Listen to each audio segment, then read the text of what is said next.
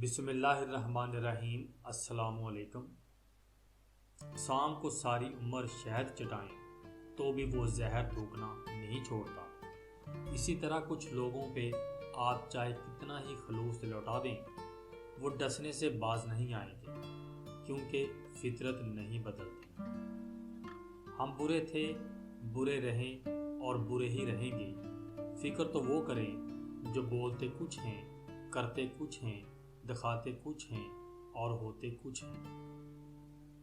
توڑنا نہیں جوڑنا سیکھیں، کیونکہ توڑنے والوں کی حویلیاں بھی ویران رہتی ہیں اور جوڑنے والوں کی قبریں بھی آباد رہتی ہیں۔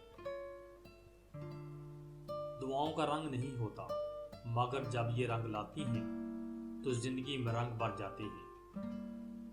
خدا تم پر رحم تو کرتا ہے ہر شخص کی اصلیت دیکھ کر، مگر مسئلہ یہ ہے کہ تم خود پر رحم نہیں کرتے۔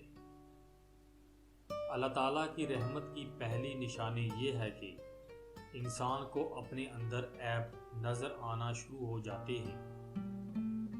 انسان کی حقیقت یہ بھی ہے کہ وہ لوگوں سے تب تک امید لگائے رکھتا ہے جب تک وہ مٹی کے ساتھ مٹی نہیں ہو جاتا۔ یہ جو میری لحد پہ روتے ہیں، میں ابھی اٹھ جاؤں، یہ مجھے جینے نہ دیں۔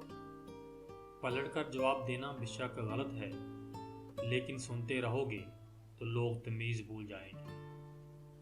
حقوق اللہ میں معافی شرط ہے اور حقوق العباد میں تلافی ضروری ہے۔